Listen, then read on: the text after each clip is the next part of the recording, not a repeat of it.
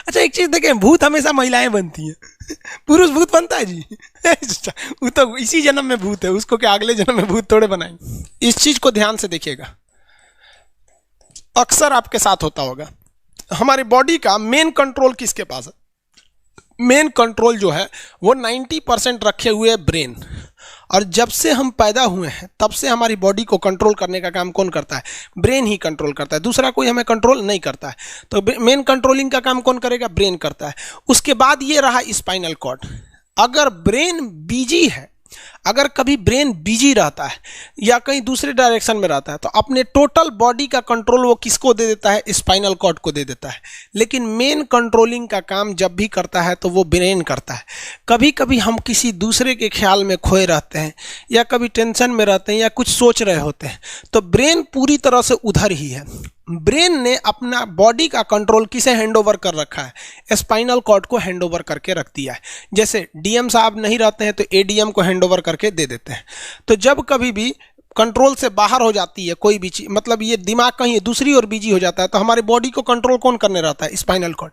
अब spinal cord को कुछ अच्छा एक्सपीरियंस नहीं है बॉडी को कंट्रोल कैसे करना है।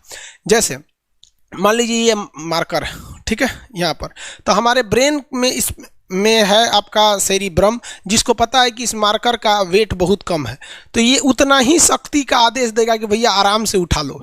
समझ में आ गया?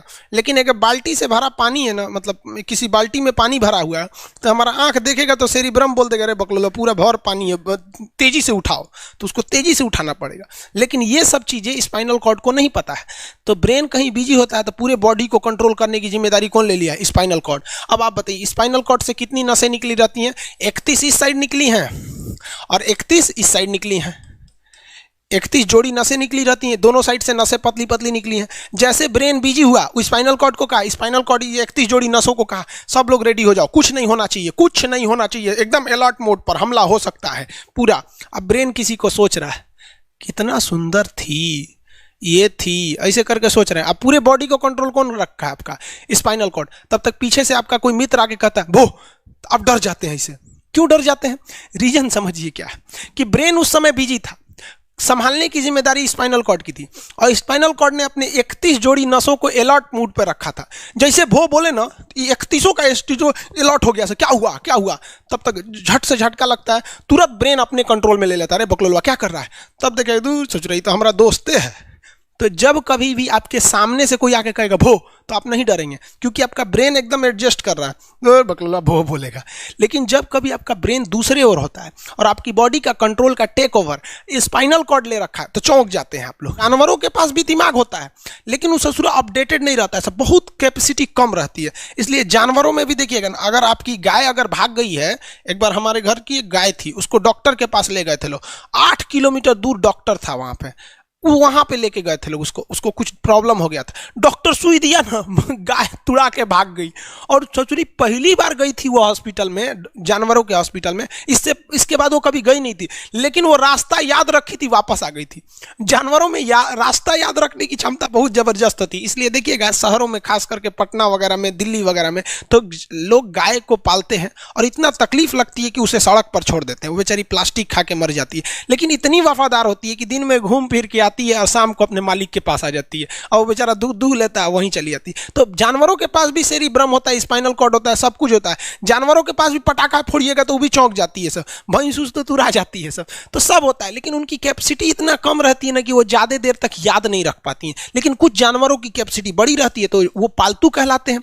और अच्छा, जैसे कुत्ता का कैपेसिटी अच्छा खासा होता है, चिंपांजी का मानव से मिलता जुलता रहता है, बंदर का आप कभी जाइएगा ना, हम आपको बताते हैं, बिहार में राजगीर, जहाँ महात्मा बुद्ध के लिए प्रसिद्ध है, शांति स्तूप है, वहां बंदरों को देखिएगा ना, आपके हाथ से ना वो खींच लेते हैं सब, पेप्सी या कोल्ड ड्रिंक खोल के आदमी की तरह पी जाते हैं सब। उनकी याददाश्त अच्छी है, वो दूसरे को देख के कर लेते हैं। तो जानवर भी होते हैं सब। मान लीजिए कोई पीट रहा है, हर हाथ काट रहा है, तो ये बाहर से ना काट रहा है, हाथ काट रहा है तो दर्द करेगा, कौन बताएगा? बाहरी चोट को थैलेमस बताता है, थैलेमस। कौन बताता है? थैलेमस। और अंदर से दर्द कर रहा है तो हाइपोथैलेमस। जैसे अंदर से पेट दर्द कर रहा है तो हाइपोथैलेमस कहेगा रे ससुरा पेटवा दुखा रहा है, और कोई पेटवा पे एक फाइट मार दिया तो थैलेमस कहेगा ससुरा मार रहा है, दुखा नहीं रहा है, मार रहा है। तो एक बात बताओ भाई, ये पेट के पास से ये जानकारी पेटवा के पास से ये जानकारी आई खोपड़िया को दिया कौन? पेटवा के पास से ये जानकारी खोपड़िया को दिया कौन? कौन दिया? तो पेटवा के पास से ये जानकारी दिया गया स्पाइनल कॉर्ड को। स्पाइनल कॉर्ड ने कुछ भी नहीं किया, यहां से ये सारा सिग्नल किसको पास भेज दिया? ब्रेन के पास भेज दिया। और ब्रेन डिसाइड करेगा कि ये अंदर का दर्द है कि बाहर का दर्द है। इसलिए डॉक्टर जब ऑपरेशन करता है ना, ऑपरेशन करेगा तो आजकल डॉक्टरवा क्या करता है ना, स्पाइनल कॉर्ड में एगो सुई लगा देता है। देखिए ये स्पाइनल कॉर्ड है ना, एगो यहीं पे गर्दन के पास एक तो सुई लगा देगा, और जैसे सुई लगाएगा तो यहाँ स्पाइनल कॉर्ड और ब्रेन का कनेक्शन तोड़ देगा। वो ये कनेक्शन तोड़ देगा कुछ समय के लिए, हमेशा के लिए नहीं। परमानेंट तोड़ देगा तो मरिए जाएंगे, क्योंकि मूवी देखे हैं उसमें परमानेंट तोड़ देता है उसका। यहां से कनेक्शन कुछ देर के लिए फॉल्ट कर देता है, एगो इंजेक्शन मारेगा कनेक्शन खत्म। अब आप इधर काट पुट कुचू कर दीजिए, उसको कोई असर नहीं करने वाला है। तो आजकल जो ऑपरेशन किए जाते हैं वो स्पाइनल कॉर्ड में इंजेक्शन देकर कर दिया जाता है, जिससे कि आपके ब्रेन तक यहां से जानकारी नहीं पहुंच पाती है।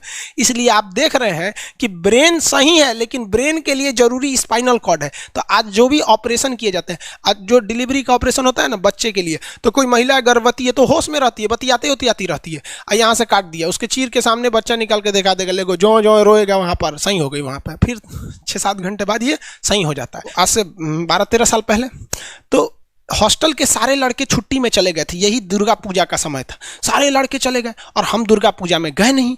और पूरे हॉस्टल के कैंपस में, अब वही सरकारी हॉस्टल बहुत बड़ा होता है, अकेले हम ही थे। अब उसे थोड़ा डर लगने लगा और रात में ना अचानक दरवाजा कोई ऐसे चूं चूं आवाज आने लगा। सोचो हम बहुत डर गए थे। अरे यार ग्रेजुएशन फर्स्ट ईयर का स्टूडेंट कितना दिमागे रहता है उसके पास।